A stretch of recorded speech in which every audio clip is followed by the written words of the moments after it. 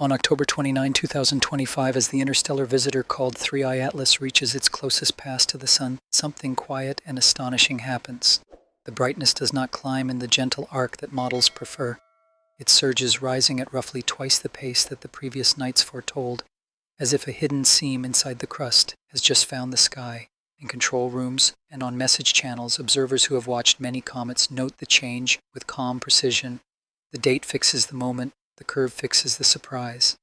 From this hour onward, the season is different. In the days that lead to this turning, the plan is simple. Ground telescopes prepare to hand the watch to instruments that carve darkness from daylight. Coronagraphs aboard the Solar and Heliospheric Observatory and the Solar Terrestrial Relations Observatory lift masks into place and hold a steady artificial night. The sun is removed, and what remains is a thin ring where any visitor can be seen. Through that ring, 3I Atlas appears as a faint, elongated glow that lacks the textured plume of dust so many comets wear. Gas writes most of the light, dust remains reticent. Names gather around the work. The International Asteroid Warning Network keeps the choreography smooth so that coverage never breaks. The Minor Planet Center collects times and positions and lets the path sharpen into confidence. The Planetary Defense Coordination Office stewards updates because shared vigilance is how near space is minded. The Hubble Space Telescope sets baselines in blue. The James Webb Space Telescope listens for bonds that stretch and relax in the near infrared. Across labs and longitudes, attention holds the line steady until the date of closest approach arrives and changes tone. The surge at perihelion does not shout, it insists. Exposure times shorten, calibrations are repeated. The new slope remains. Narrow bands from diatomic carbon rise with authority. Emitogen, a fragment that trails water, strengthens. In the ultraviolet, the daughter of water blossoms. These signatures are familiar, the timing is not. Thresholds appear to have been crossed all at once, as if a protective layer that once cooled the surface has thinned, and warmth has finally found a set of valves ready to open.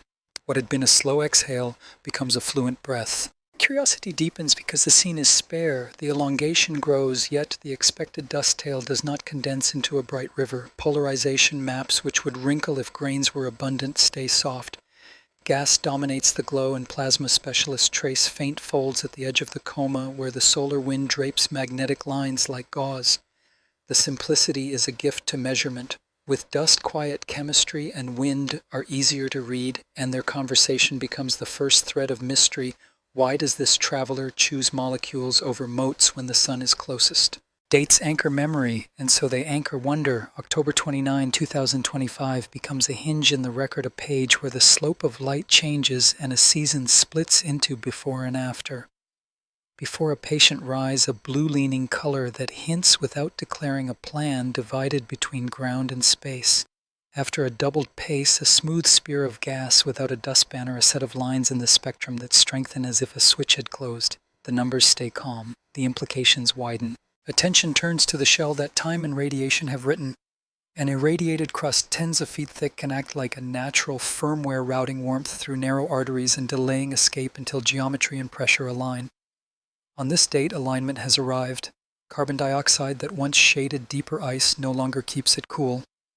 Water joins the flow in earnest. If vents opened where microfractures stitched a seam, they will now remain open as heat lingers, and a network will behave like an organ that has learned to breathe. The cam surge is a structural sentence, not a shout. Motion remains faithful to gravity. Orbit solvers test for the small pushes that vigorous escape can write into a path. Residuals stay unremarkable within the limits that glare allows. The line is still the line, an open curve passing through the sun's neighborhood with austere grace. That steadiness frames the second thread of mystery. How can a change so vivid in light leave so small a trace in flight? The shortage of dust answers part of it. Without heavy grains to carry momentum, the thrust of gas alone remains modest, and the chord through space keeps its composure. Curiosity grows disciplined rather than urgent. The observatories that share the night decide what the next weeks must test. Will the blue-leaning light persist as the distance grows? Will the missing dust remain a trait or become a phase? Will small lags in the light curve repeat with rotation in a way that maps new vents? The date on the page sets a clock. From this hinge onward, any drift in ratios or cadence will be read against the moment when the valves turned. Even the absence of spectacle is carefully kept. There is no drama in the voices, only the clarity that practice gives to attention. Yet the hook is undeniable. An interstellar body that has drifted for ages answers a single day with a tidy consequential change. The calm surge at perihelion becomes an invitation to look deeper into an armor forged between stars, to ask how far that armor runs, and to learn whether the outbound leg will peel it enough to let a different color speak. October 29 has done what a good opening always does. It fixes a time, it sharpens a question, and it lets wonder proceed by exact degrees. Before catalogs and orbit fits, before the first careful subtraction of starlight, there is the longer story that begins far from the sun and long before the sun exists. A cloud the size of light years folds under its own weight in a distant region of the galaxy, a place where dust reddens the glow of newborn stars, and the cold allows molecules to settle into fragile bonds. Within that collapse, disks form around infant suns. They are wide and thin, a slow storm of grains and pebbles and icy clumps. In such a place, a single body can take shape from gentle collisions, each contact adding another skin of frost and stone. It is not yet a comet, as the word is used under this star, but it is already something durable, a seed made in orbit around a light that is not ours. The building happens quietly. Snow made from water and carbon monoxide and carbon dioxide coats darker grains. Simple organics gather where sunlight is weak and temperatures hold steady at deep cold. Layer follows layer like frost returning each night to the same window. The structure that results is porous and soft, the kind of material that keeps memory in trapped gases and in the subtle arrangement of crystals. A different chemistry holds in different zones of the disk, and this makes a map inside the object itself, bands that remember pressure and temperature the way tree rings remember seasons. Disks are not gentle forever. Young planets push at the gas and send waves through the material.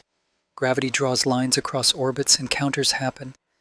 Somewhere in that quiet drama, the seed that will later be called 3i Atlas meets an instability that does not break it apart but changes its fate. It is nudged into a path that leans outward toward colder distances where gravity weakens and the parent star's hold loosens. Another touch, perhaps from a passing giant planet or a distant stellar flyby, is enough to open the path entirely. The object becomes outbound. It departs the home system with a speed that does not return. Departure is not an end, but the start of a different kind of time. Interstellar space looks empty in a photograph and is crowded in a patient accounting. There is a thin wind of charged particles. There are fields that bend around the galaxy's slow rotation.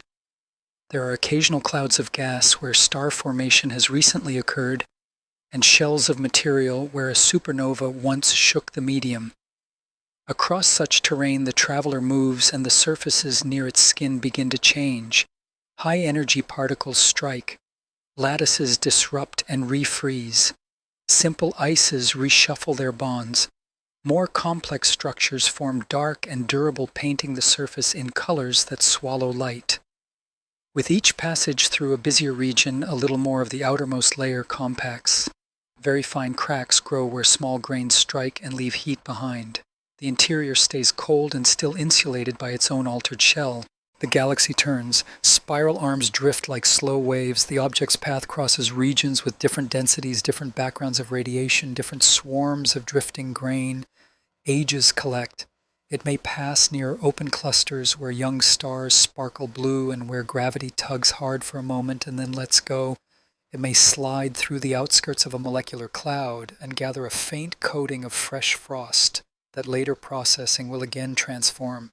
Between such crossings are long stretches of deep quiet, where the only changes are the slow ones that penetrate atom by atom into the surface. The outer skin thickens into something that is no longer the gentle foam it once was.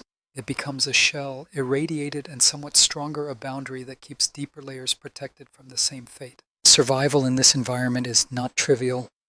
Over uncounted encounters with tiny projectiles and fields that twist small bodies can fracture and disperse. That this one remains whole says something about its size and about the way the surface now behaves. The shell that radiation forges is an unintended armor. It absorbs and it stiffens.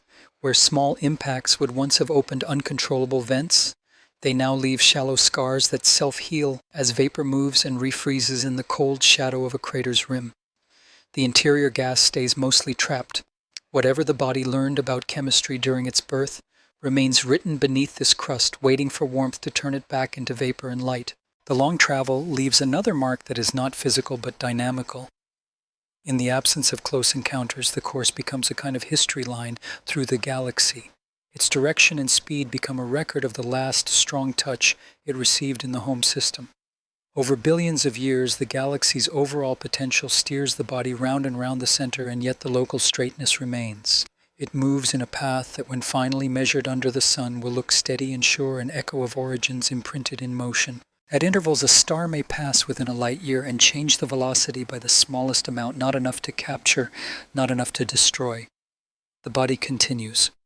Once perhaps it crosses the wake of a supernova remnant, and the flux of high-energy particles rises for a while. The surface darkens a little more. The shell thickens by fractions of a hand's width. Time is otherwise the main sculptor.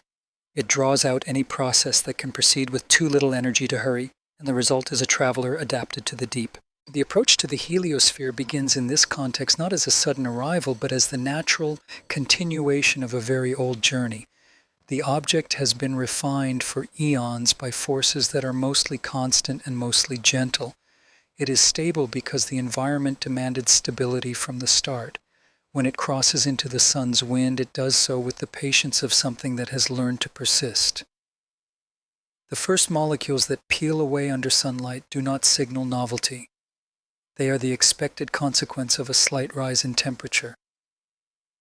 The novelty, when it comes later, will be interesting precisely because it must act against this long record of steadiness. Astronomers thinking about such ages do their work with both caution and a quiet boldness. They look at the present brightness and ask what layers could exist to a depth measured in tens of feet. They compare with bodies measured in the home system and subtract those effects that the heliosphere alone can create. They let the galaxy do some of the explaining. Under that method, the age is not a single number to inscribe, but a recognition that billions of years have been available to transform an outer shell while leaving an inner record intact. Old and new can sit side by side within a span of less than 100 feet. So the ancient drift sets the stage for everything the sun will do. The visitor carries a crust, toughened by time, and a core still close to its first making. It carries a motion that has averaged out the small tugs and preserved the big one that threw it free. It carries a memory of chemistry that belongs to another light. When the inner system warms it, this layered past will meet new conditions. The results may be simple and expected. They may be complicated and strange. In either case, the strangeness or the simplicity will be understood as a conversation between the long history written in the shell and the new warmth of the star that now receives it. Names arrive only after numbers learn to agree. The first measurements are marks of time and position written against the background of stars that hold still from night to night. An observatory notes when the shutter opens and when it closes, and in between it measures where the small point sat in the grid of right ascension and declination. Another observatory repeats the act under a different sky. Each report is a sentence in a shared language, and the grammar is patient arithmetic. Together they become a slender thread of certainty laid across the vault. These points do not yet make a story. They must be fitted to a path that respects gravity and the tug of the sun. Astronomers let a solver test many possibilities. It draws a trial curve through the measurements and then asks how far each point sits from the curve. Those distances, the small differences between predicted place and measured place, are the residuals that guide the hand. If they shrink and scatter without pattern, the curve is likely close to truth. If they line up or grow, the curve must bend in a new way. Night after night, the fit improves, the residuals lose their shape, and the path's nature begins to show itself. What emerges is not the closed loop of a returning comet, but an open branch that never circles home. The speed at the distance of first measurements already exceeds what the sun can bind. The incoming direction does not indicate the distant reservoir that feeds long-period comets within this system. The parameters that describe shape and tilt settle into values that whisper the same conclusion from different angles. Elsewhere is written into the motion. It is not a declaration made once, but a recognition reached by many hands, each adding care until the answer can stand without flourish. With a path comes a name. The minor planet center assigns the formal tag, but in conversation the object gathers a gentler title that carries what it is, most of all 3i Atlas. 3 for the third confirmed wanderer from beyond eye for interstellar atlas for the survey that first traced it with enough confidence to alert the world. The syllables move easily through meetings and messages. Names simplify, but they also hold gratitude. This one carries the labor of wide-field cameras and the quiet craft of those who tend them night after night, turning raw light into precise place. The work now widens. Observatories across latitudes divide tasks so that the thread of measurements never drops. Small domes on dry plateaus, large mirrors under crisp air, and a network of backyard instruments that reach photometric steadiness with careful hands all contribute. The International Asteroid Warning Network coordinates windows. The Planetary Defense Coordination Office updates the community as the fit sharpens and as geometry changes. It is not alarm that moves this work. It is stewardship. Skytime is precious. Cooperation is how more is made from what is given. Numbers become tools for planning, not only for naming. From the best fit astronomers compute where the object will be on future nights, which stars it will pass, when it will slide near the sun from Earth's perspective, and disappear into daylight when it will return again after conjunction. These ephemerides guide the James Webb Space Telescope to a narrow field at the right hour and tell a mountaintop spectrograph when to set its slit in the path of the faint glow. They allow coronagraphs near the sun to position masks and capture what would otherwise drown in glare. They tell amateur observers where to look with modest mirrors when darkness makes room again. The language of orientation matters. The orbit's plane is described against the plane in which the Earth travels, and the angle is unusual in its flatness with respect to the sun as seen from here. The incoming course is steady, almost austere, a path with little twist. Astronomers speak of inclination and longitude, of ascending node, of argument, of perihelion and mean motion, but under the terms lives a simpler feeling the line is straight enough to look like memory. Motion in space keeps records, and this one reads like a long preserved entry. Not all numbers describe position. Light itself becomes a column of values, each column a night, each night a piece of the curve that will later rise. The brightness changes by small understandable steps as the object approaches warmer regions, and those steps confirm that the surface still answers the sun with the ordinary release of gas. The colors reinforce that expectation. Filters pass bands that call out water and simple carbon molecules. Ratios between them change by amounts that instruments can defend. The signatures are quiet but present like smoke that precedes a later fire. Uncertainty remains, and it is treated as a companion rather than an error. Around the best path grows a small cloud of possible paths, each drawn from slightly altered starting numbers. These trial orbits are marched forward in time to see how widely they diverge. The cloud is not wide. It narrows further when new nights add new points. A few outliers always press at the edges, reminding the community to keep the sky honest. When a data point resists every test, it is set aside without ceremony, not as a failure, but as a kindness to the truth that the rest of the set protects. The discipline of timekeeping underlies the whole. Every exposure is tied to the same standard, every clock checked against the same reference. A single second misplaced could pull the thread a little off course. Enough of them would nod it entirely that they do not speaks to a culture that knows patience as method. The instruments are different, the altitudes and mirrors and detectors vary, but the intent is one, and that unity gives the numbers their strength. As the identity settles, awe grows, not because the curve is dramatic, but because the mathematics is so calm and so sure. A handful of nights, well-spaced and well-measured, suffice to declare a visitor from beyond. The galaxy pushes it onward, gravity writes the sentence, and human attention reads it back correctly. This is what names are for. They mark a place in the shared map of experience and make room for all that will follow. The numbers have done their first task. They will soon be asked to carry more, to hold sudden changes in brightness and the puzzling absence of dust, to speak for chemistry and for structure. For now, they hold a simpler truth. A body not born here has entered the sun's realm, and the community that watches the sky has recognized it in time. The long approach begins with geometry. The visitor leans inward, and the line from sun to earth to object shifts by small degrees each night. Elongation narrows, phase angle grows, and sunlight skims the surface at steeper slants. Photometry notes these angles without haste. Brightness climbs by modest steps from week to week. Nothing breaks the curve. The steadiness becomes its own statement. Warming has begun under ordinary rules for now. Spectra add meaning to the rise. Through clear windows, an early coma reveals itself thin as breath on glass. Carbon chains that often color comets with a soft green appear in restraint. Emitogen traces follow quiet signatures that usually point to water as a parent.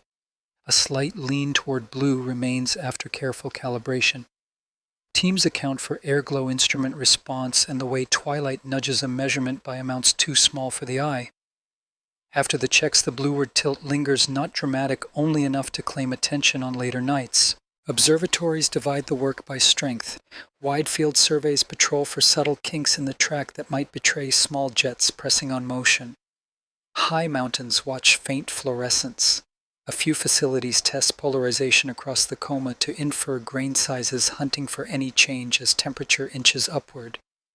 The European Southern Observatory sequences run so that coverage continues across longitudes, while northern sites take the object before dawn and southern sites inherit it after dusk. Between them, the thread remains unbroken, a relay stitched by time zones and clear air. Planning points toward the weeks when the object will pass too near the sun for ground observers.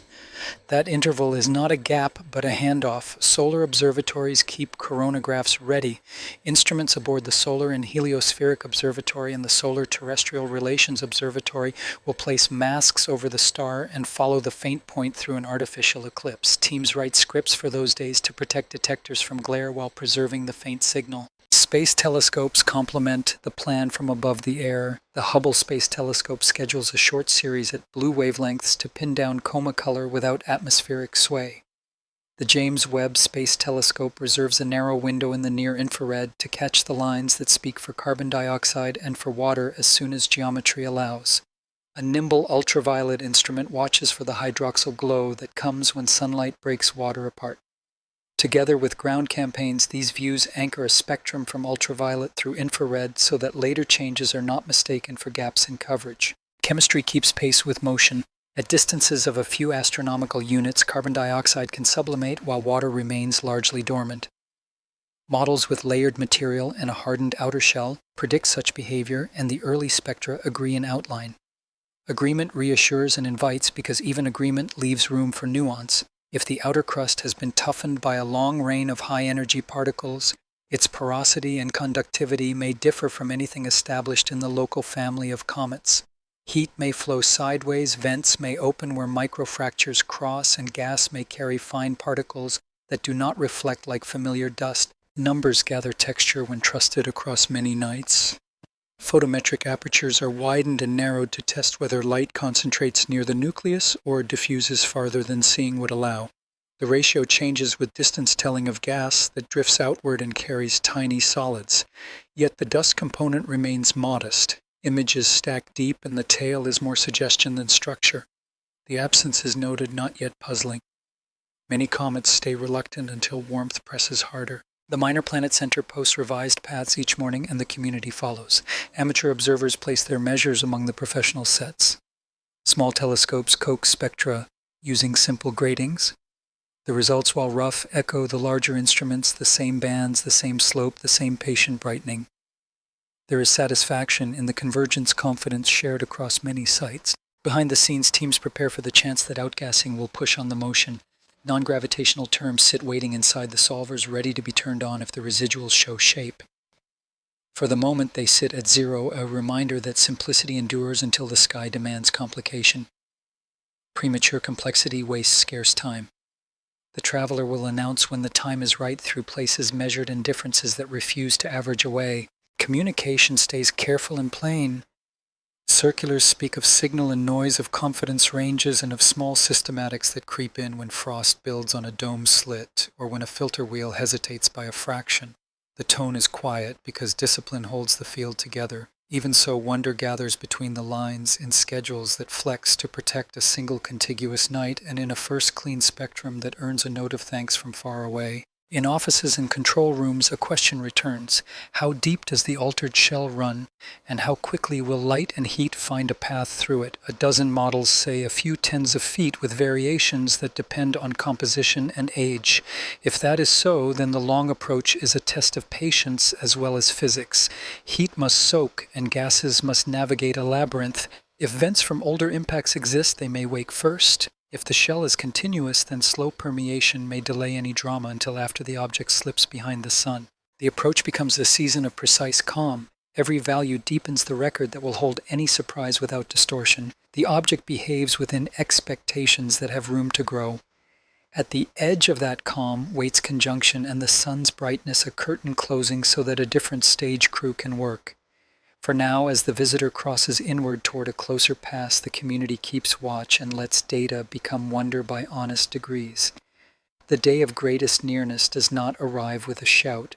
It arrives with geometry compressed to its limit, with the line of sight drawn so close to the sun that the sky for ground observers becomes a sheet of white. In that brightness, the visitor would vanish were it not for instruments designed to carve a steady circle of shadow from the blaze. Coronagraphs bring on their artificial night. Masks slide into place. The sun's body is blotted out, and what remains is a thin ring where anything passing can be seen as a small insistence against scattered light. In this contrived twilight, the object takes the stage. Light curves prepared in the long approach predict a steady rise that should steepen but not surge. Teams stand by to watch the curve bend. The first points land and the line climbs as expected. A few more minutes pass and the slope changes again. This is not the gentle steepening of a model tuned to layered ices and a hardened shell. The slope doubles. The numbers are unambiguous even before smoothing. Photons arrive faster than the last hour's fit would allow.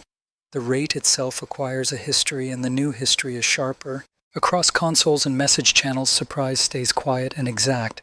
Exposure times are shortened so the core does not saturate. Masks are adjusted to reduce stray light where the glow begins to spread.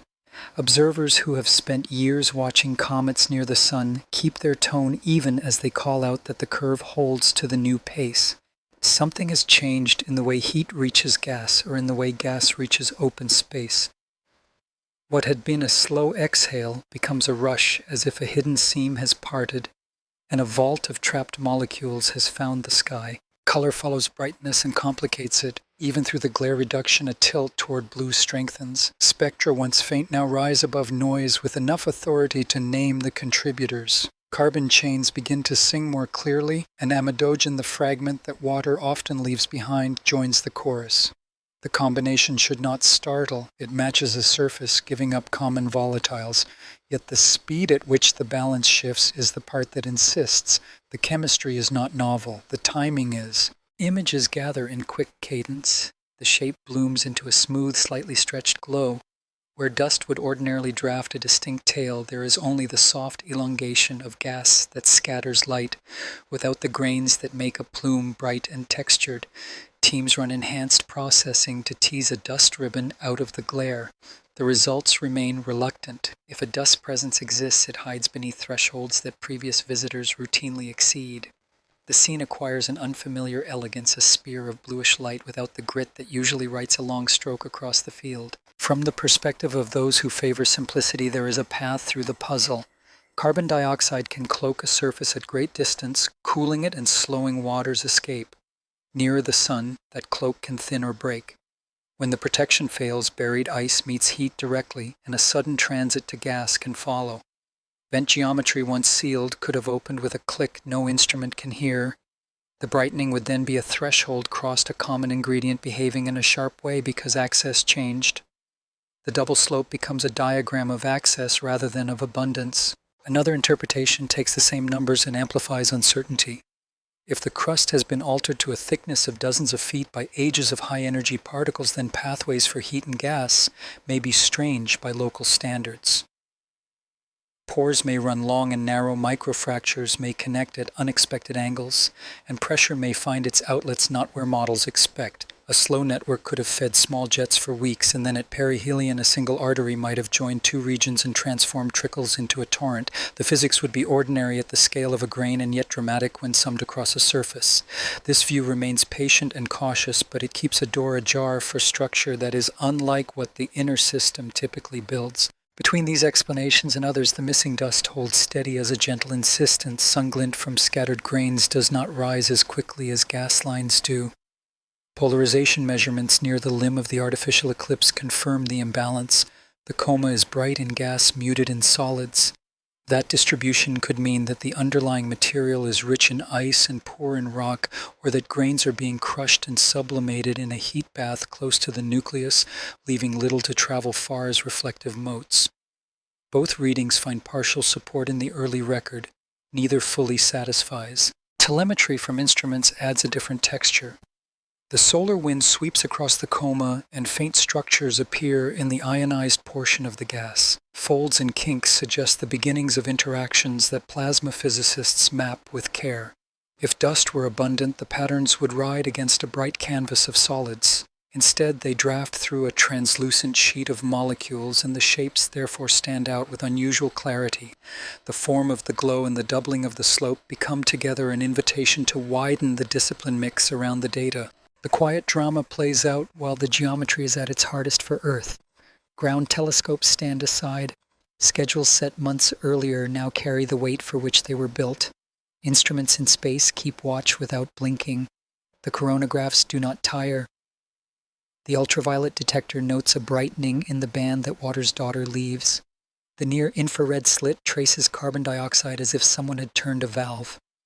Through it all, the shape stays smooth, stretched in the direction opposite the sun, as if sketching a tail that refuses to condense into dust. Orbit solvers test whether the surge in gas has begun to push on motion. Residuals are checked for new curves. For the moment, the path holds the straightness unchanged within the margin of care. If non-gravitational terms are needed, they can be applied later when the object emerges from the glare and astrometry regains its usual precision. For now, the community accepts the paradox a large change in escape without a measurable change in course. What begins then as a calculation day becomes a day of altered expectation.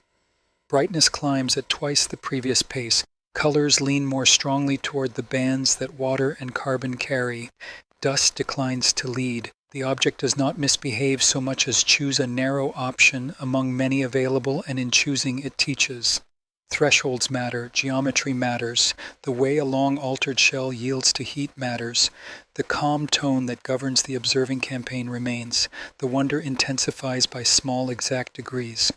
When the object turns the corner and begins to recede, this episode will follow it like a margin note that changes how every later line is read. Blue is not a single color so much as a balance.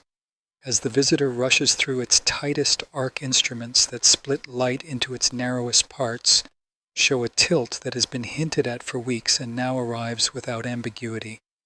Measured against the steady lamp of the sun, the spectrum leans toward shorter wavelengths. What the eye might name as a cool tint is in the record a banded glow.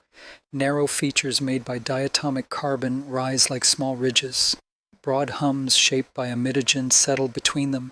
The faint, nearly colorless base of reflected sunlight remains, but it is less of the whole. Gas writes the dominant script. Color is not trusted until it is earned. Teams remove the imprint of air, correct the breathing of mirrors and detectors, and compare results from very different instruments. Slits are rotated. Calibrations are repeated. Southern and northern sites trade confirmation. The European Southern Observatory, the Hubble Space Telescope, and carefully tended mountaintop spectrographs report the same lean, the same pattern of bands, the same quiet blue-green balance. Where one instrument is strongest, another is weakest, and the agreement across them becomes its own careful proof. The reason gas glows need only be said once. Sunlight does more than warm, it also lifts energy into certain molecules which then let it go again in very specific colors. A spectrograph counts those colors as though counting stones in a riverbed. Dust behaves differently. Small grains scatter sunlight and often redden the broad glow of a comet when compared to the sun. When gas dominates and dust declines, the mixture of light tilts back toward blue-green. 3i Atlas chooses that mixture. It brightens in the colors of particular molecules and holds back in the soft continuum that dust usually provides. Meanwhile, the James Webb Space Telescope adds a page from the infrared where reflection fades and vibrations speak. Carbon dioxide appears strong and steady, a quiet statement that deep cold ices participate now that the path has curved as close as it will. That presence explains how the surface could remain cool in the outer approach and why the change at perihelion could be abrupt if a shielding layer thinned or failed. Infrared detail does not paint the sky blue. It anchors energy and composition so that the optical shift can be read with more confidence. In the ultraviolet, another voice rises. Hydroxyl, the daughter of water under sunlight, becomes bright enough to track. Its increase confirms that water ice is now part of the flow. In many comets, this turn accompanies a livelier dust tail as grains are dragged from the surface and carried outward by the rush. Here the expected ribbon of dust remains reluctant. Deep stacks of images from the Solar and Heliospheric Observatory and from the Solar Terrestrial Relations Observatory show only a smooth elongation, a soft spear of light mostly written by gas. The familiar textured plume made by motes does not take shape. Explanations branch and return like channels in a delta. One branch says that the shell, forged by ages of radiation, has changed how solids are lifted. If the outer tens of feet have been compacted and cross-linked by a long rain of high-energy particles, then grains may break into pieces so fine that they vanish as vapor before traveling far. Gas would then carry almost no reflective load. Another branch says that the native mix of this traveler is simply poor in rock with more ice than grit and fewer particles to scatter sunlight even when the flow becomes strong. A third branch blends the two. The crust could be tough and relatively dust-poor, yet threaded by fractures that open with warmth and feed long arcs of escape. Gas would find these paths first and rush outward in sheets, while larger grains would be trapped and ground down within the shell. Such a network would fit both the sudden change at perihelion and the enduring shortage of dust afterward. Polarization maps support the picture with gentle emphasis. Where dust grains are common, the angle and degree of polarization change with distance from the sun and with the size of the grains. Where gas leads, that signal softens. 3i Atlas presents the softer case. The angle changes are modest, the gradient is smooth, the light behaves as if a veil of molecules is doing most of the work with only a thin admixture of motes to bend sunlight toward red. Color comes with time. The shift is not a single reading, but a curve. It begins before the closest approach strengthens, as the geometry tightens, then holds as the object starts to recede. That persistence argues against a momentary fountain from one small crack. It suggests a network that remains open, a set of pathways through the crust that once joined will not seal in a single day. The supply remains steady enough to keep diatomic carbon and emitogen bright. The quiet blue-green fire continues while distance begins to grow again. The absence of dust does not erase structure. In the ionized part of the coma, subtle folds and kinks move like slow weather when the solar wind presses by. These features ride on a nearly transparent sheet and are therefore easier to see than usual. Specialists in plasma trace them with models that combine magnetic draping and exchange of charge between fast particles and slow ones. The lesson is delicate but firm. When gas rules alone, the conversation with the sun's wind becomes clearer, and the color that first drew attention turns out to be a gateway to dynamics as well as chemistry. The mind reaches, as it always does, for hints that would separate the natural from the designed. A constructed object that carried ices would also glow if warmed. The distinction, if any, would be in patterns that switch on and off with unusual precision, in symmetries that natural vents rarely build, or in radio behavior that speaks with modulation rather than noise. The spectra and images show no such crisp rhythm. The light blossomed as geometry tightened and has held while geometry relaxed. That natural timing does not decide the larger question, but it favors the calmer reading for now. So the meaning of this blue is simple and not small. 3i Atlas wears a color chosen by molecules more than by motes, by gas pooling and rushing where an old crust has let it through. The blue-green cast is not ornament, it is evidence. It measures the balance between emission and reflection, between chemistry and grit. From that balance, the next set of questions follows: whether the shortage of dust is only a surface effect, whether deeper layers carry a different share of rock, whether the altered shell will erode enough on the outbound leg to change the light once again. Blue in this story is a way to count what cannot yet be touched and to feel the shape of a hidden structure with the fingertips of light. A comet's tail is a lesson in sunlight. Ordinarily, grains lift from a warming surface, drift outward, and form a pale ribbon that the sun then sculpts with pressure and wind. The ribbon brightens where countless motes scatter light. The shape takes on curves that speak of grain size and the hours since release. With 3i Atlas, the ribbon is proposed by memory and expectation, not by the image. Frames from instruments that blot out the sun show a glow that lengthens, yet the line does not gather the textured brightness that dust so easily supplies. The familiar plume stays not quite present, as if a ghost of the expected shape were moving through the field without the body that should cast it. Processing grows elaborate to rescue what might be hidden. Stacks are registered and averaged. Subtle filters subtract the lingering glare of the corona. Analysts draw the ideal lines that dust should trace if grains were released at various moments and pushed by sunlight according to their size. Syndenays and synchrones form graceful fans on paper. The sky refuses to match them. There is elongation, yes, but the contrast never organizes itself into the bright rivers that mark dust. The gas glow absorbs attention with its quiet, even flood. Dust, if present, is too modest to lead. Geometry does not explain the absence. Phase angles near the sun often favor a stronger display because forward scattering can make small grains blaze. Here the tilt and timing would have helped any dust that tried. Instead, the scene reads as if the lightest particles are removed before they can travel, and the heavier ones fail to lift in number. The brightness that doubles in gas lines does not pull a matching brightening from solids. The asymmetry is stark enough to be simple. The coma is built mostly of molecules set free, not of grains set adrift. Surface physics offers paths towards such restraint. Radiation and time can sinter a crust, taking porous, fragile foam and welding its bridges into sturdier forms. Heat arriving from above would then confront a lattice that resists plucking grains loose. Gas can still escape through long pores and fractures while solids remain locked. Where stress concentrates, the lattice might crumble, but the crumbs would be small. If they fall into channels warmed by gas, they may sublime and vanish before reaching the larger coma. Sunlight then writes a blue-green page without the sepia wash of dust. There is also the matter of composition. If the nucleus formed in a region where ice ruled and the rocky fraction was low, then the inventory of liftable solids would be small to start with. Carbon dioxide and water would carry the burden of expression. In such a mix, brightness could surge when vents connect, color could lean toward bands that molecules paint, and dust could remain almost an afterthought. The surface might still contain grains, but too few to give the sky its usual texture. The flow would look like a thin flame rather than a smoke plume. Thermal realities near the sun complicate any survival. For grains smaller than a fraction of a micron, heating at small distances can vaporize them swiftly.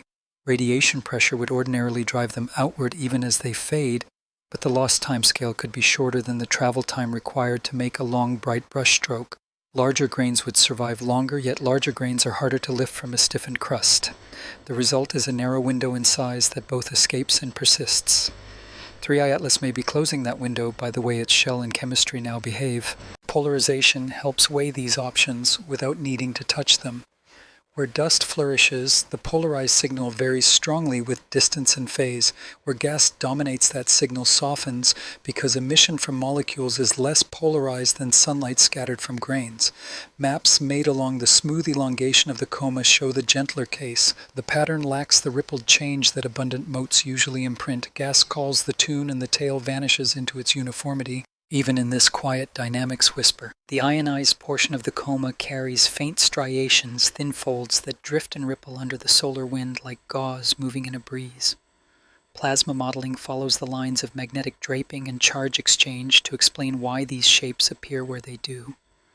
Those shapes would be less visible if a heavy dust load were present. The vanishing tail, by declining to right its bright signature, leaves room for subtler physics to be seen with clarity. Observers consider whether a tail made of larger, darker clumps could be present but nearly invisible, contributing mass without light. That notion carries consequences. Such clumps would follow slightly altered paths, and in time might seed meteor streams if orbits intersected a planet. No such intersections are forecast, and the astrometric residuals stay clean. If unseen weight were leaving in quantity, a measurable non-gravitational push might appear. So far, the line through space remains as strict as before within the margin that this geometry allows. A heavy hidden outflow looks unlikely. Thus, the missing plume becomes a diagnostic rather than a deficit. It narrows the set of structures and histories that the nucleus can reasonably possess. A hardened shell layered by eons of high-energy particles is favored. A network of vents that opens abruptly is favored. An inventory with less rock and more ice is favored. None of these readings proves itself alone.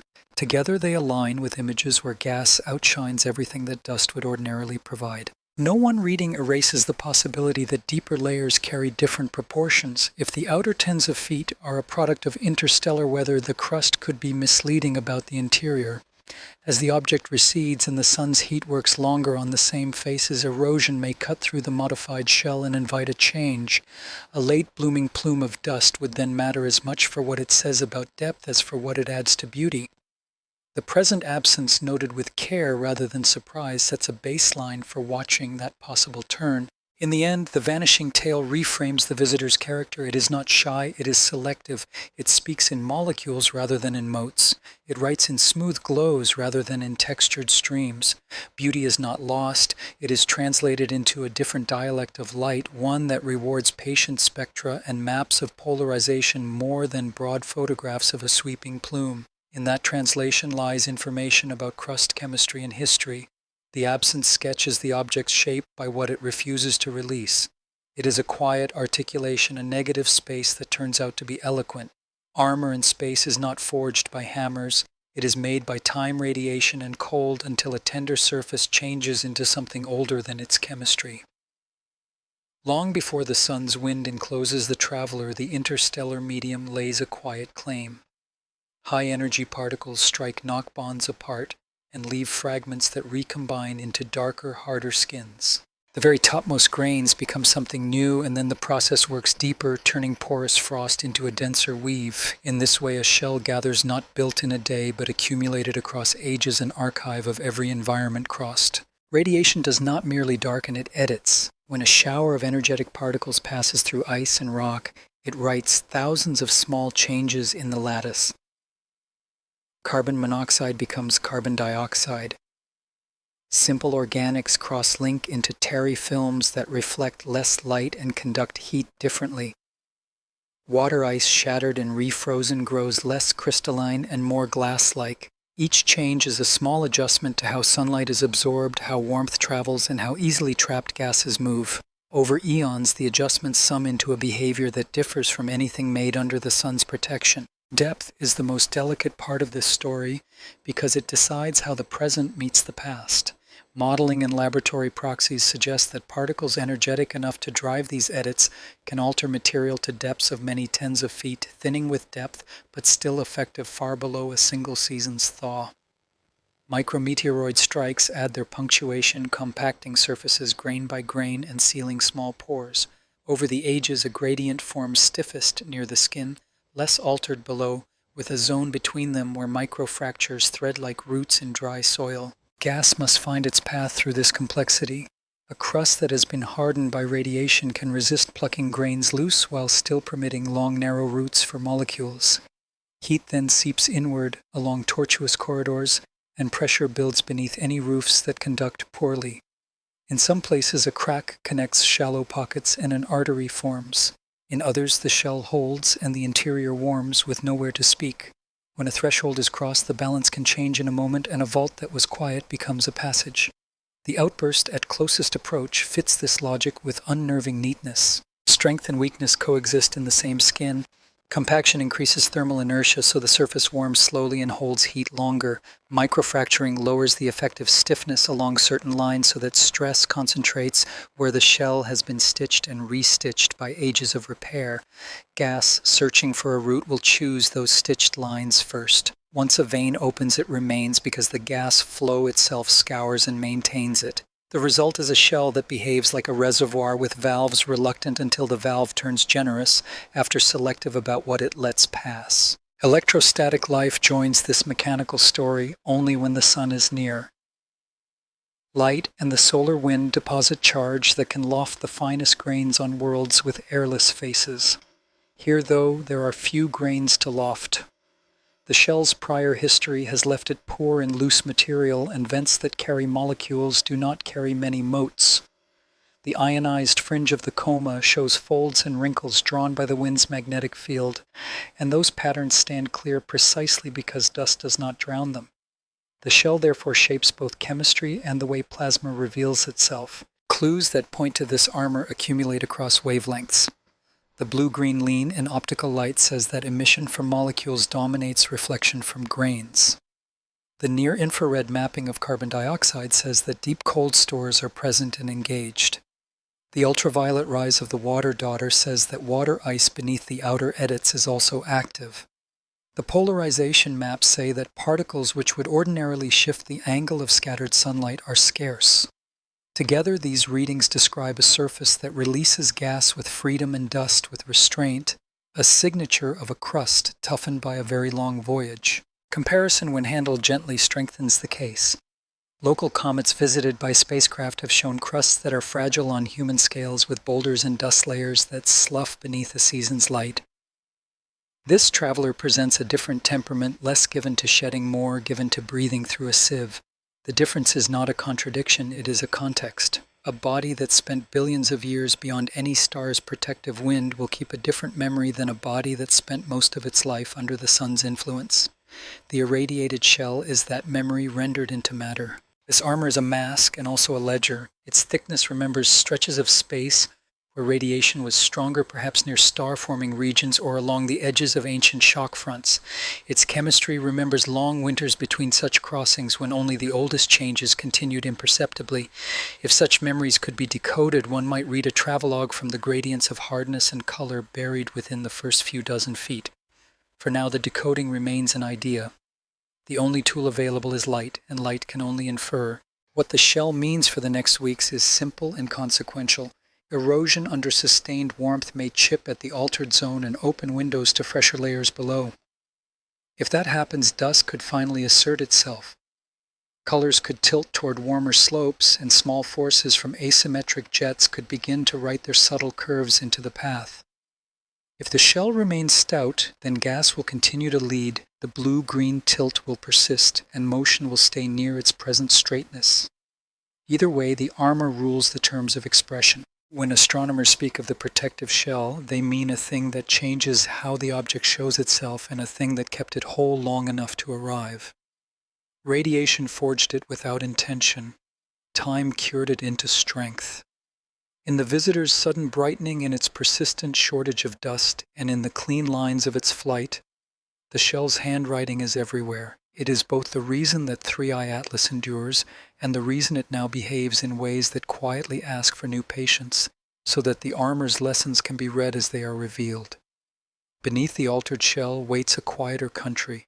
The core that formed around another star lies sealed under layers changed by radiation and time preserved not by intention, but by the very hardness that now complicates escape. Light cannot reach it directly. Instead, warmth slips inward as a slow wave seeping along narrow channels, crossing stiffened bridges and pausing where compacted matter resists. With each turn of the nucleus, sunlit faces cool and shadowed faces warm, and the pulse of temperature runs downward by inches and then by feet, never fast, always patient. In this way, the hidden interior begins to wake not as a fire but as memory softening into breath. What it contains is a record of conditions that belong to a different birthplace. The outer crust remembers interstellar weather, the inner layers remember the disk of another sun. Grain sizes, there were set by gentle collisions, and chemistry, there was written by stale light and deep cold. Water ice may lie alongside carbon monoxide and carbon dioxide in textures that the local family of comets does not always share. Delicate cages of ice may hold small molecules waiting to release them when warmth finally arrives. Pores formed at birth, never visited by a star, since may interconnect in ways that now decide where pressure builds and where it eases. Astronomers cannot drill, so they listen to what the surface says about what lies within. Brightness that rises and falls with rotation sketches continents of activity, places where gas reaches the sky with ease and places where it does not. If the pattern shifts as days pass, it suggests that heat has reached a new stratum or that a vein has widened to join a neighbor. Colors change by small amounts. Ratios between narrow bands lean one way, then another, and the sequence writes a layered story. When carbon dioxide sings first and water strengthens later, it hints that deep stores have only just found a road to the surface. Motion adds its own testimony. A jet that persists can press against the nucleus like a small thruster, writing tiny curves into the path that careful astrometry can read. For now, the line remains strict within the limits that glare permits, but the weeks ahead may allow subtler terms to appear. If they do, their timing will matter. A shove that arrives after the closest approach would say that a deeper layer has joined the flow, tipping the balance of escape. Such a change would be a finger laid on the map of depth. The hidden country is not uniform. Every comet visited up close has shown a surface that varies on scales from cliffs to plains, from crumbly drifts to hard rock-like plates, and the same variety likely continues inward. In an interstellar traveler, the contrasts may be greater and more consequential. Regions that were once soft and porous might have been stitched by radiation into tough fabric, while pockets between them remain gentle and unchanged. Where these fabrics meet, stresses collect. A crack that begins as a thread can lengthen and connect reservoirs that were isolated for ages. When the seam opens, pressure vents along it, and a new fountain writes itself into the coma. Rotation gives these possibilities rhythm. If a vent faces the sun only part of each turn, then the rise of gas may pulse with the day. If the shell reroutes the flow around capillaries, the pulse may smear into a longer breath. The shape of that breath tells of resistance and passage of crosslinks and chambers. In some comets, dust responds by drawing bands that purl outward like the ridges in a shell. Here gas alone does the tracing, and the bands are subtler, still visible in velocity maps and in the delicate folds that the solar wind teases from the ionized fringe. Temperature and pressure are authors in this narrative, but so is composition. If the core holds a richer fraction of rock, then the shell erosion could finally present grains in numbers sufficient to brighten a tale. If instead the core continues the ice-rich dust poor character implied so far, then even deeper erosion may not change the light in the way memory expects. Either outcome informs the question that hangs over every observation: is the present a mask drawn by interstellar weather alone, or is it a fair whisper of an interior made under another sun? Tools from many observatories gather around that question.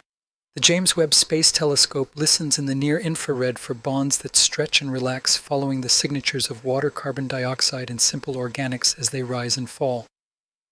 The Hubble Space Telescope sets a clean baseline in blue light where the atmosphere of Earth cannot lean on the color. High mountain spectrographs resolve the narrow ridges that diatomic carbon and emitogen carve into the spectrum. Together they watch for transitions that would signal fresh layers entering the flow. A late appearance of grains would scatter sunlight, differently shift polarization, and bend colors toward a warmer slope. A continued absence would argue for an interior that shares the shell's restraint. There is a softer possibility, less dramatic than a sudden change, and no less telling. The shell may peel in scales under steady light like bark flaking from a long-dried branch. Each small removal would lower the surface by a hand's breadth and expose material that is less processed but not fully pristine. The coma would then change, not with a shout but with a murmur, ratios easing by degrees toward values that speak of less altered ice.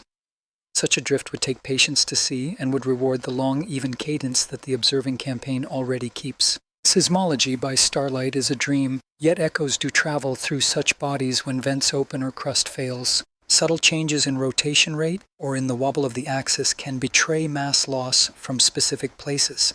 If the period shortens or lengthens by a measure small enough to hide in noise on a single night, but clear enough to stand across many, then the core has announced where it lightened. From that announcement, maps of interior strength can be sketched in outline, another indirect reading of a realm that no instrument can visit. In every path through these possibilities, humility keeps step. A third visitor in a short span of human years does not make a population. The hidden country inside this one may be an exception or it may be a guide. Its secrets will be revealed only to the extent that light and geometry and time agree to help.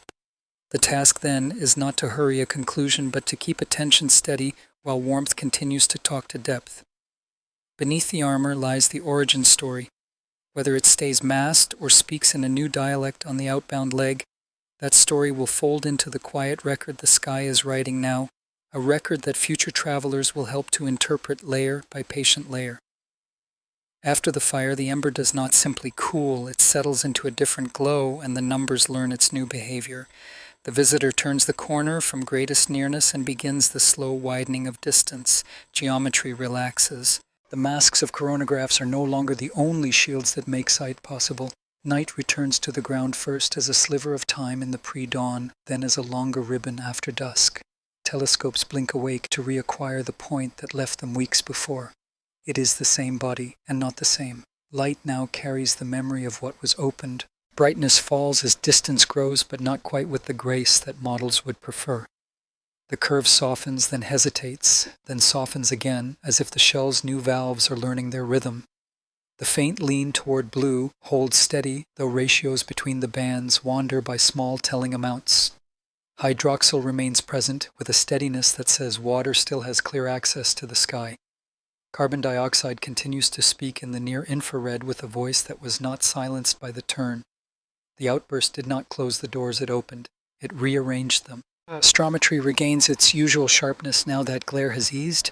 Residuals are inspected with the care of readers checking a beloved text for misplaced ink. A quiet shape appears and then fades as more points arrive, the kind of suggestion that in other stories has betrayed a persistent jet pushing on motion. Here patience wins. If a shove exists, it is smaller than the margin that distance and seeing allow. The line through space remains honest to its earlier straightness. Non-gravitational terms sit ready but still unused. The visitor may be changing how it breathes, not how it flies. Images taken in quick succession trace the coma as if sketching a breath. What had been a smooth, stretched glow remains smooth and stretched. Dust still hesitates to declare itself. Stacks that reach faintness where ordinary comets would show structured tails continue to find only the long, even plume of gas. Polarization maps stay soft. The absence is no longer a surprise, it is a trait. The shell holds its solids and the gas carries the performance forward. Heat lingers in the altered crust. Thermal inertia strengthened by compaction slows the night and blunts the day. Vents that opened at greatest nearness now face a gentler sun, yet their flow does not stop on command. Pressure from deeper pockets finds the remembered roots. Where the shell peeled or cracked, the fresh faces remain less edited by radiation and more ready to answer warmth. In that readiness lies a second act lower in intensity than the first, richer in persistence. Brightness becomes a record of patience rather than of shock. Rotation earns more attention. With cadence restored, light curves that capture a full turn reveal small hills and valleys in the flow. Their spacing does not quite match the simple day and night of a single vent. Instead, patterns drift by small amounts over consecutive cycles, as if the active regions migrate with each thin loss from their edges. A gentle lengthening of the period would fit mass leaving from places not diametrically opposed, but the evidence remains too shy to stand without debate. Instruments keep counting. If the change is real-time, we'll gather it into a statement. Spectra probe for new notes. Narrow bands that highlight diatomic carbon and emitogen rise and fall together, yet their ratio leans a little toward water as days pass. The shift is small, not a turn of genre, but a variation within a theme. It suggests that deeper ice is joining the flow in slightly greater proportion than before. Such a drift would make sense if peeling and erosion have taken the shell down by handspans, revealing pockets that the long voyage left only lightly edited. Even so, the rock remains reticent. The familiar warm slope that dust would draw across the optical stays a rumor. The solar wind remains a partner. At larger distances the pressure is gentler, but the coma is still broad enough for magnetic lines to drape and slip. Faint kinks travel across the ionized fringe like ripples on a flag. They carry information about the size of the coma and the speed of gas release. With dust absent, their clarity persists. Plasma continues to write legible questions, and models that join chemistry to magnetism continue to answer in quiet, testable lines. The community chooses to treat the outburst not as an episode, but as a structural inflection. The old shell armor by radiation met warmth with a threshold response. That meeting opened a connected set of pores and cracks, a network now maintained by the very gas that races through it. The network does not close quickly because the shell conducts heat and because flow scours and keeps paths clear. The result is a sustained brightness above the level that a strictly layered, strictly sealed nucleus would have produced on the outbound leg. Less ablaze, more a coal that carries its own soft climate. From time to time, speculation looks for a sharper signature, some cadence or symmetry that might speak of deliberate pattern rather than of natural reaction. If such a mark exists, it hides well. The timings still correlate with distance and solar day. The flow still behaves like a system of pores and valves responding to heat. Radio searches listen for narrow bands that would sit apart from turbulent plasma noise.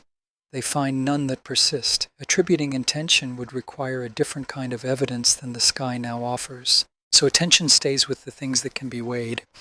Has the spectrum drifted closer to that of unprocessed ice, or has the irradiated mask simply thinned to a new, steady state?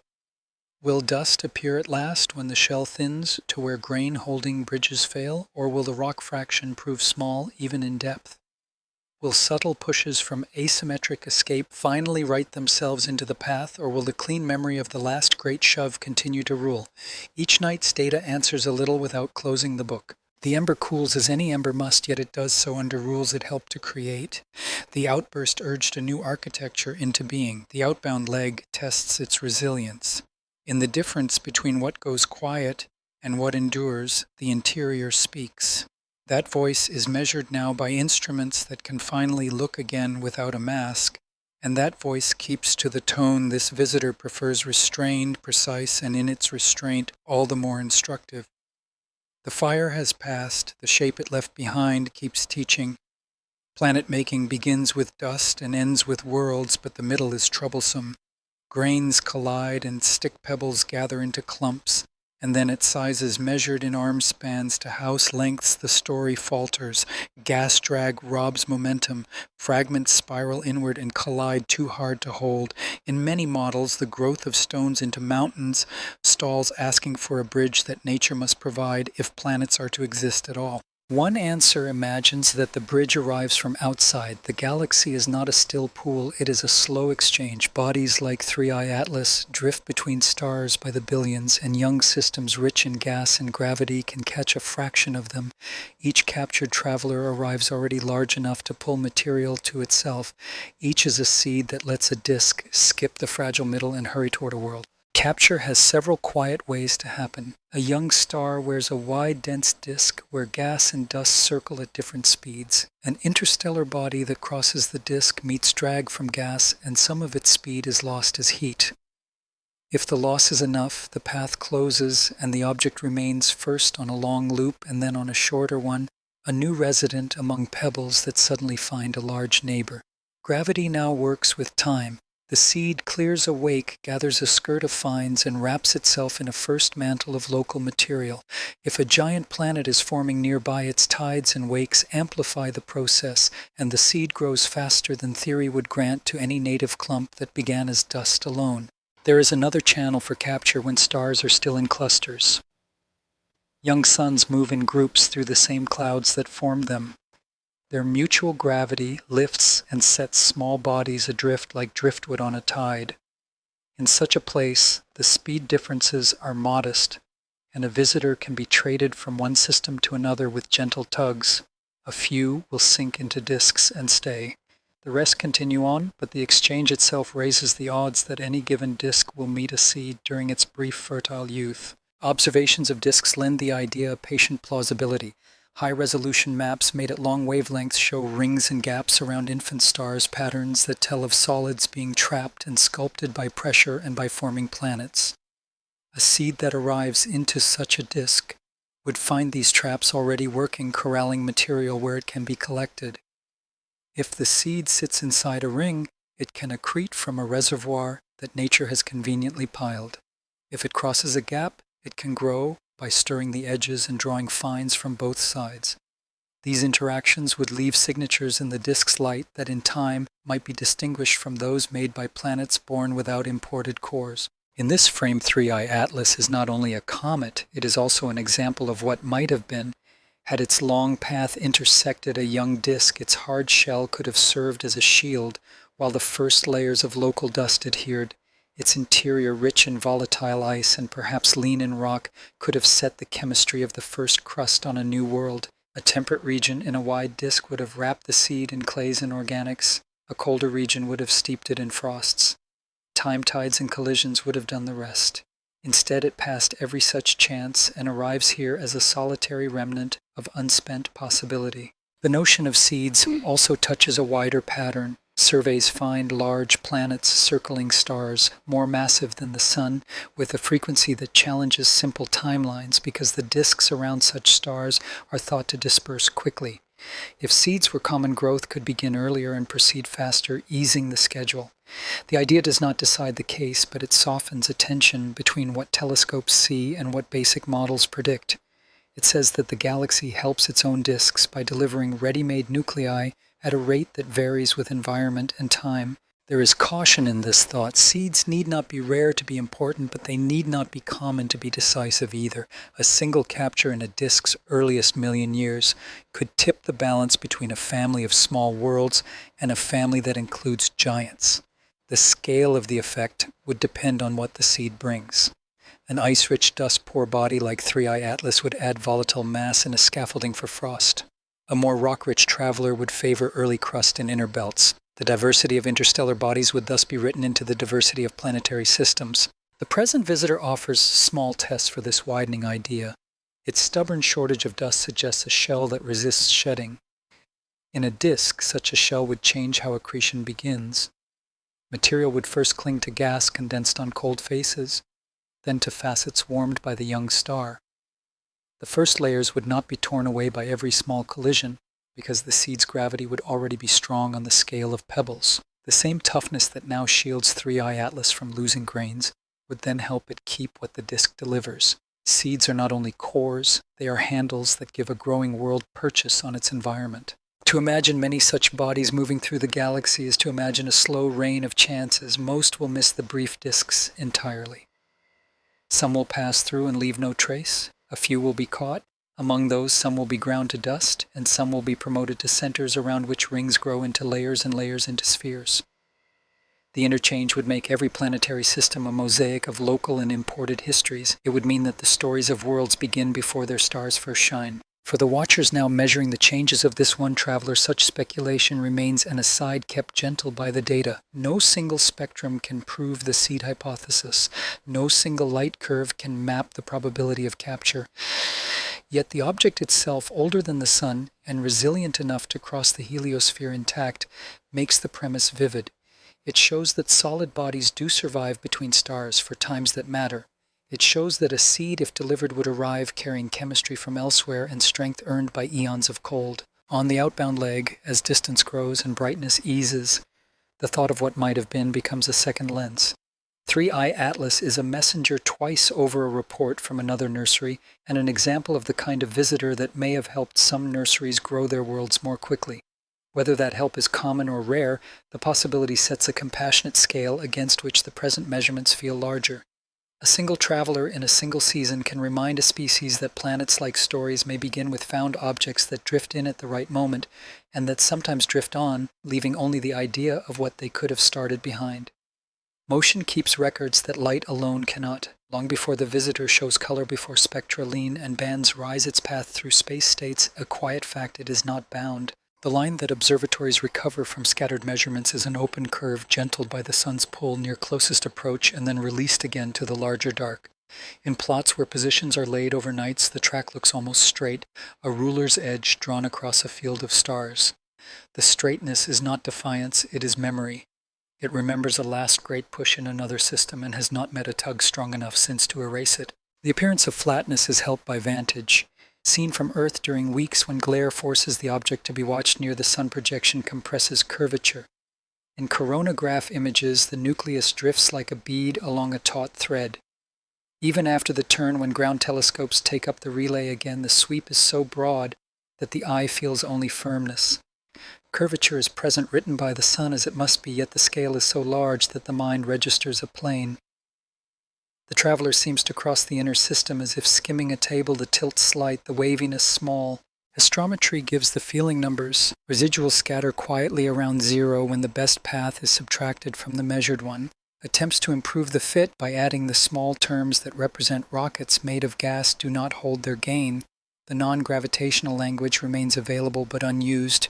Jets may breathe, vents may pulse, and still the sum of their pushes cancels to a whisper. The shortage of dust helps this outcome. When grains do not lift in great number, the flow of momentum from surface to space remains modest. Motion reads as if written by gravity alone. Near the sun, the straightness must bend, and it does. The open curve steepens, speed grows, and the angle of travel swings before easing again on the far side. This is the script that every unbound body performs when it falls through a well and climbs out. The degree of bending carries pure information. A path that arrives with only a small surplus over escape speed will bow deeply before it is released. A path with a larger surplus will sketch a tighter, flatter turn. 3i Atlas takes the second option. The curve respects the sun and yet refuses to linger. The body comes in fast, takes warmth, and continues as though rehearsed. The origin of such a surplus is most simply a scattering at home. Young systems build giant planets and giants fling small bodies outward when geometry allows. A single near pass can add enough speed to lift a seed forever. The direction in which that speed aims is set by the moment the shove is delivered, and thereafter the galaxy slowly modifies it without erasing its character. When this visitor's vector is compared with the motions of nearby stars, it sits within the usual range. It is not an arrow from some dramatic current, not an emissary of a violent stream, but a citizen of the random crowd that drifts between suns. That ordinariness makes its stability more telling. A common birth path has been preserved across uncommon time. Deflections within the solar system would need close approaches to matter. The line it takes avoids the strong hills and valleys. No planet greets it within ranges where tides could repaint the page. The inclination that earlier sections called unusually flat from Earth's perspective also works. In this sense, it keeps the visitor's plane of motion from tumbling into close passages with worlds that might have altered its mind. So the path stays clean, the geometry almost austere. The best fits do not demand wobbles.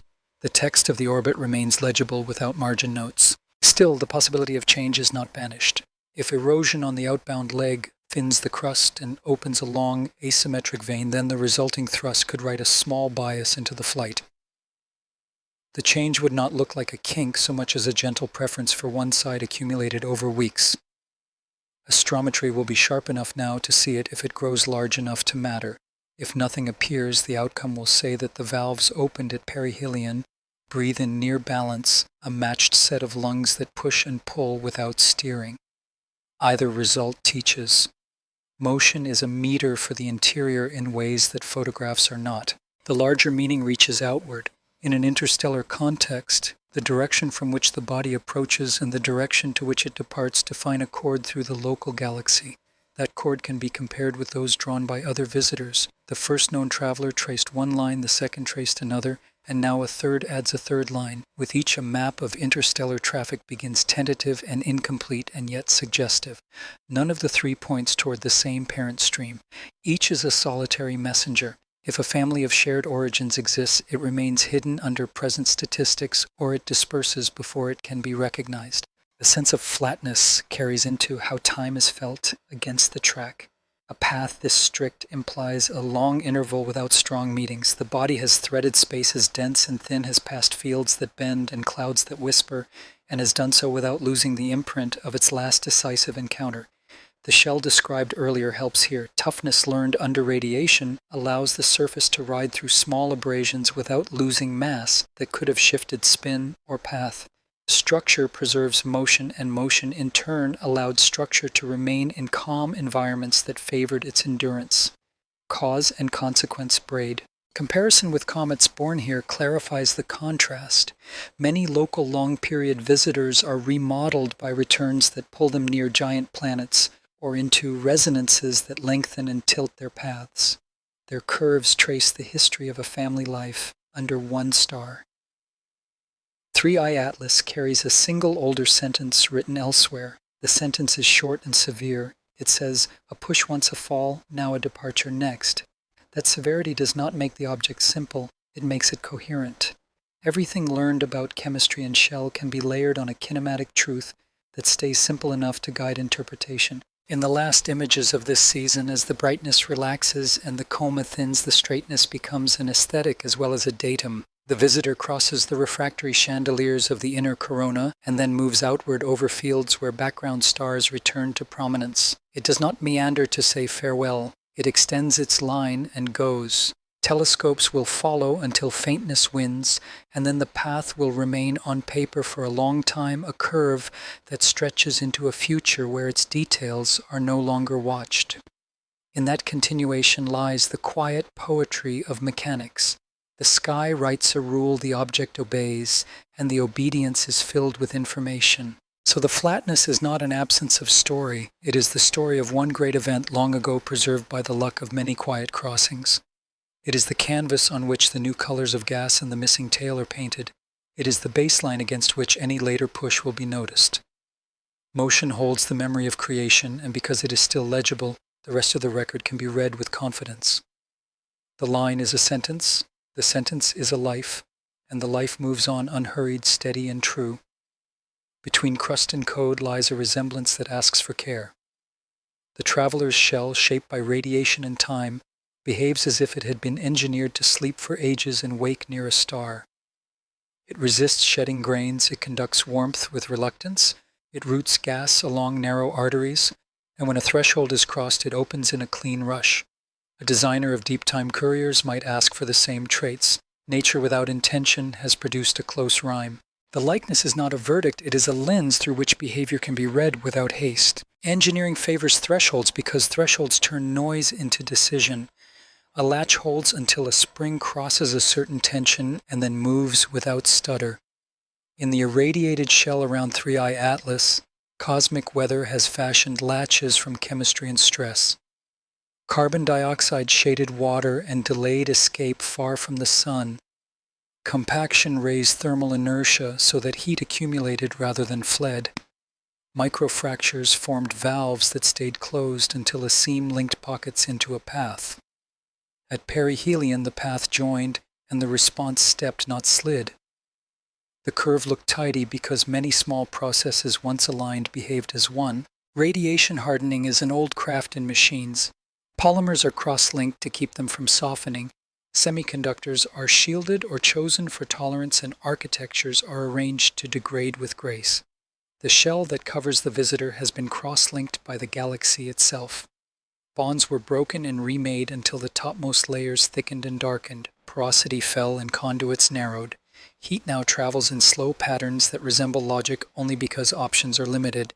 The outcome is a surface that implements restraint with consistency, a natural firmware written by time. If a courier had been built from native matter, a maker could have borrowed the same logic of scarcity. Ice and rock were available in any nursery. A skin tested by a billion winters would shrug at dust erosion and at the quiet charge laid down by wind. A dormant core would remain protected until sunlight rose above a set brightness, at which point vents would open as surely as a timed release. The traveler wears that style of response, but the origin is written in layers that science understands: no trace metals, no unlikely alloys, no patterns of machining, only chemistry weathered into function. The right tests remain within the quiet discipline of the sky.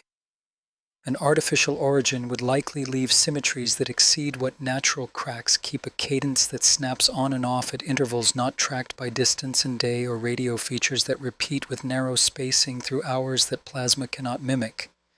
To this point, the rise has followed geometry, the glow has followed chemistry, and careful listening has found no lines that keep their pitch.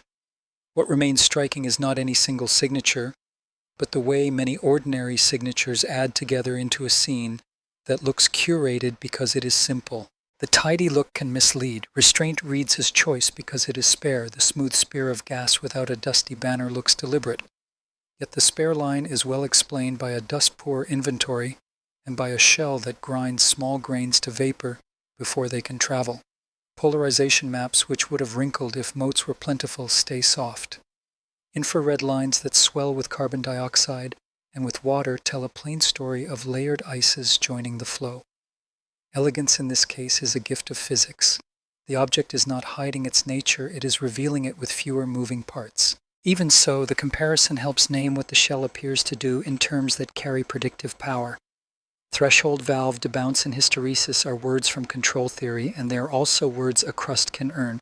A vent that opens and then stays open as heat lingers has hysteresis. A crack that refuses to widen until pressure builds acts like a latch. A network of pores that passes only the smallest grains functions as a filter that cleans the signal seen in light. Using this vocabulary does not declare design, it sketches expectations. If thresholds are real, then small lags will repeat with rotation. If filters are real, then spectra will remain blue-leaning until depth changes the sieve. There is another junction where crust and code meet. Both hide intent or history beneath a plain outward form. A black box can look simple while its insides hold rules. The traveler's shell is such a box, except the rulebook is slow geology under starlight. The interior remains masked and the exterior reduces many possible behaviors to a narrow script. That script made the perihelion surge legible, made the missing dust coherent, and made the straightness of the path easier to preserve. Fewer degrees of freedom mean fewer ways to wander, and the sky rewards that economy with clarity. Standards of proof keep the comparison honest. Minds would change in the presence of modulation that holds through days of non-gravitational drifts that stay locked to a fixed axis regardless of season, of spectral ratios that remain rigid across angles and hours, or of geometry that reveals right angles where geology favors curves. None has appeared. What has appeared is a controlled natural system that uses scarcity to write its signals with unusual clarity. The likeness to code is therefore an analogy of function rather than a statement of purpose. If erosion peels the altered shell and reveals a different balance of dust and gas, thresholds will shift. A device built to perform would seek to keep behavior constant across depth. A natural body will let behavior drift with sun and with surface change. That drift would be a quiet verdict. If instead the performance holds with an exactness that ignores changing faces and falling flux, the case for deliberate making would merit a second hearing. Either path instructs. The sky is not obliged to announce which it has chosen. It will demonstrate the choice in ratios, in light curves, and in the soft push, or the absence of push, written into motion. For now, the resemblance remains an echo, interesting, disciplined, and modest. It reminds a species that systems carved by time can look like systems carved by will, and that humility is a form of measurement when evidence is thin. Crust and code share a language of thresholds.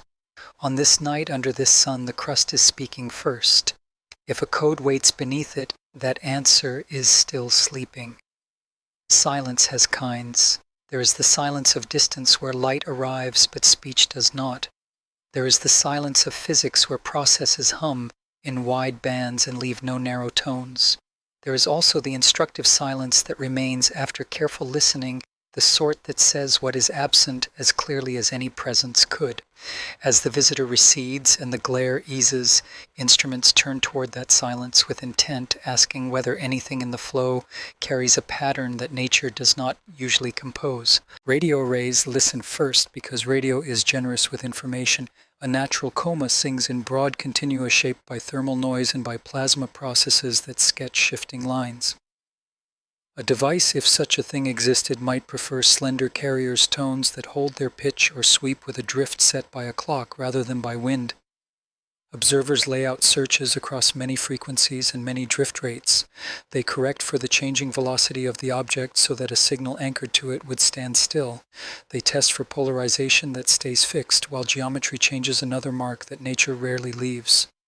The record, long and honest, remains without the narrow ridges that would announce a deliberate transmitter.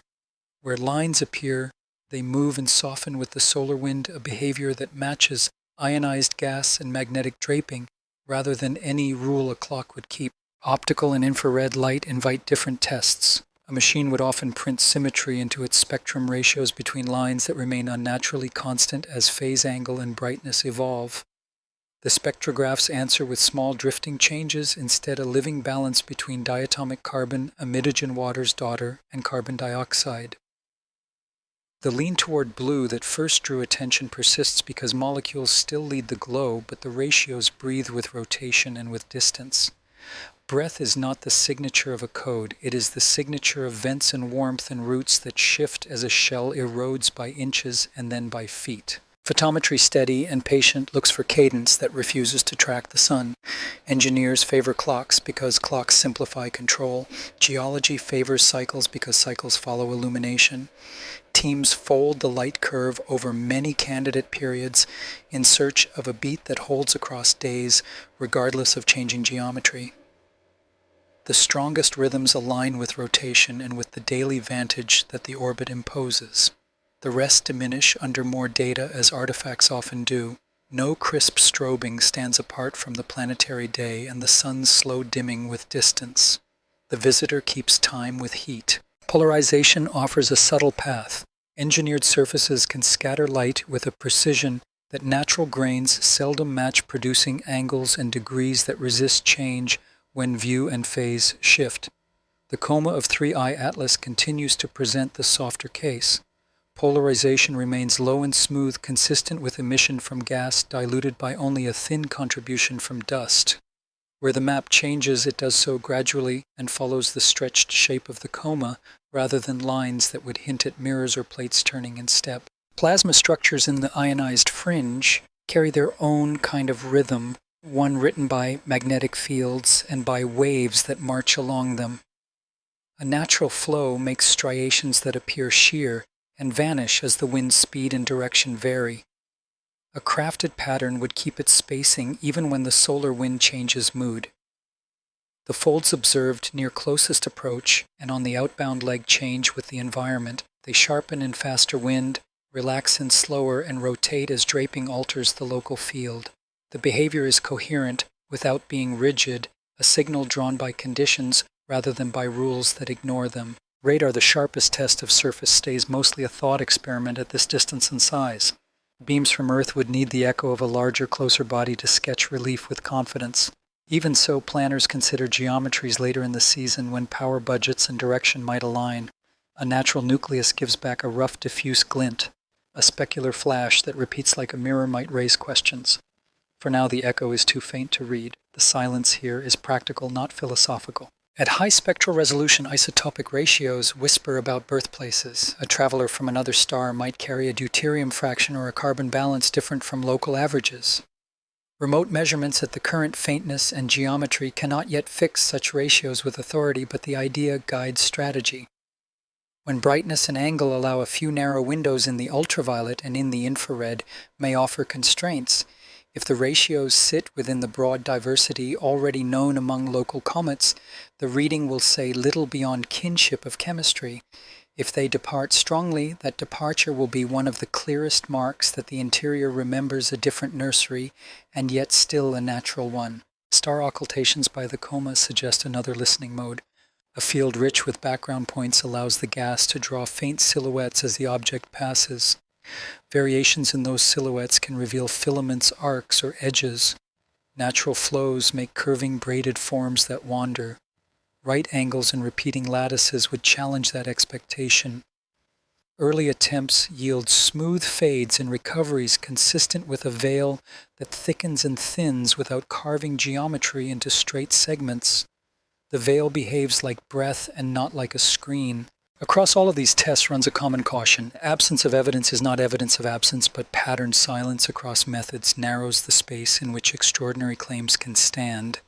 The visitor has offered sharp behavior at a single moment, the sudden brightening at closest approach, and has offered a consistent character ever since gas-led dust, shy motion, straight within limits spectra, living rather than locked. The combination is tidy and therefore tempting to read as intention. The better reading for now is that an irradiated shell and an ice-rich interior, meeting a sun at a precise distance, have written a clean line of consequences that physics can follow without invention. Data stewardship shapes silence into knowledge. Coordinated archives keep raw frames, calibrated spectra, and timing files available so that independent minds can test for patterns that first teams did not see. Where rumors imagine suppression, the open machinery of astronomy works in the other direction, inviting more eyes. The requests for wide release are thus less a challenge than a habit of the field. The more paths through the same light, the better chance that a real anomaly will stand and a false one will fall. So the signals in silence are these no narrow tones that persist, no clock that refuses the sun, no polarization that locks to a fixed plan, no plasma pattern that ignores the wind, no shape that repeats with the indifference of a blueprint. There is instead a consistent natural system performing with unusual clarity. Silence in this case is descriptive. It leaves space around the data so that subtler differences can be heard. If a stranger voice waits beneath the shell, it has not spoken yet. Until it does, the lesson remains elegant and plain. The sky can make restraint thresholds and tidy responses without help, and the quiet that follows careful listening is itself a form of proof. Departure is not an ending so much as a change of hallway. The traveler moves down a corridor where the lights dim by slow degrees, and the conversations grow hushed. Telescopes that caught it near the sun now pass their duties to instruments that favor darker skies and longer exposures. Schedules stretch again across longitudes, and the relay resumes under calmer geometry. The curve of brightness continues to soften. Gas still leads through less strongly each week, and dust remains reticent, as if the shell has decided that whatever it opened at greatest nearness is exactly what it will keep. In the labs and control rooms where the record gathers, the quiet feels earned. Teams who watch the steepening realize that this too is a lesson. An outburst can be a structural reorganization rather than a brief event. The network of pores and cracks once joined behaves like a new organ that remembers how to breathe. It may narrow slowly as heat retreats, or it may stay patent far beyond the region of strong sunlight, a long echo of a short moment. The outbound leg becomes a study in persistence, and persistence is the shape that truth often prefers. The community's attention widens as the object narrows to a point. Catalogs accept fresh entries, timings are reconciled, spectra taken at faintness are stacked so that small differences can emerge without rushing. A few observers search for the late blooming of dust that might speak for a shell finely thinned by weeks of warmth. The stacks remain spare. Hydroxyl still whispers. Carbon dioxide still hums. Diatomic carbon and emitogen still draw their narrow ridges. The balance shifts only by quiet increments, as if depth is answering but doing so with manners. Astrometry, now free of glare, watches for the tiniest persuasion in motion. The line stays loyal to its early promise. If jets push, they do so with symmetry enough to cancel. If asymmetry begins, it hides beneath the present precision. The open curve therefore keeps its temperate pride, a fall, a turn, a release, and then the long glide back to the great dark. The straightness that felt like memory now reads like intention of a different kind, not design but fidelity to the last ancient shove that set the chord through the galaxy. Data stewardship becomes the afterimage that lingers once the glow is gone. Archives hold calibrated frames, timing files, and reduction scripts so that later eyes can walk the path again. The habit is ordinary and in this instance quietly heroic. An object that passes once and never again deserves many interpretations. Keeping the light accessible ensures that the same photons can be read with different questions. In years to come, when another visitor performs its own variation, the record of this season will be a mirror and a map. Inside, the idea of departure wonder grows specific. If the shell truly is dozens of feet thick, then the galaxy's most patient weathers have written a technology of restraint into matter without asking anyone's permission. If the interior remains ice-rich and dust-poor, then planet-forming disks that capture such bodies will build from different starting points than those assumed by tidy models. If late changes never bring dust, then the origin point's chemistry may be more strongly preserved than pessimists feared. Each if remains unforced. The outbound leg is not a verdict, it is an elongation of possibilities. The larger story of interstellar visitors takes a step without pretending to finish a sentence. 3 messengers in less than a decade do not make a census yet. They draw a triangle across which ideas can be stretched and tested. One traveled strangely without a clear coma and left accelerations that still invite debate. One moved like a familiar comet wearing a new chemistry. This one carried thresholds, a blue-green glow, and a missing plume that made plasma easy to read. Together they say that space between stars is not empty, and that its gifts arrive in many dialects. At night's end, when instruments sleep and logs are closed, a sense of scale settles in. This body may be older than the sun by billions of years, and still has kept its line and its breath intact. It crossed arms of the galaxy, where clouds and shocks and the whisper of fields could have taken it apart. Instead, it arrived capable of expression and restraint. The armor that made the missing tail possible is the same armor that ferried the interior safely to this meeting. Durability and eloquence have turned out to be the same traits seen from 2 times. Speculation stays soft as it should. A natural object can produce threshold behavior without being engineered, and the tests that would separate craft from crust remain unfulfilled. The discipline now is to keep a ledger of what could distinguish them, and to watch for those lines in future visitors without leaning too hard on desire. The present data support a restrained, coherent reading, an irradiated shell, a network of vents that opened when geometry pressed a chemistry that favors gases over grit, and a motion that keeps faith with a last push given elsewhere. The season will end with faintness, not certainty. That is not a failure. It is an honest boundary drawn by distance and by time. The object will travel on, perhaps to drift for ages in quiet regions, perhaps to cross other winds beneath other suns, its shell learning new edits that will later be read by someone else's instruments and patience. The light here will fade into papers and into an archive of frames that can be opened like a book. In that archive, the glow is still fresh, the perihelion still near the doubling, still happening, the spear of gas still smooth and spare. What remains in the human rooms is a reframed expectation. When the next traveler arrives, silence will be listened to as carefully as sound. Clean lines will be understood as information rather than as mystery alone. The absence of dust will be read not as lack, but as a choice made by matter under eons of weather. The large will be seen in the small, in the tilt of a color, in the thickness of a shell, in the steadiness of a track that crosses the inner system like a thought. Departure, then, is a continuation. The visitor goes and the questions stay. They settle into the quiet where science prefers to work, a quiet that makes room for instruments to be sharpened, for models to be tuned, and for attention to be kept without urgency. Far beyond a point grows smaller. Here, near a planet that has learned to measure its sky with shared care, the record has become part of the night. The corridor lengthens, the door closes softly, and the story remains open, which is the gentlest way a season like this can end.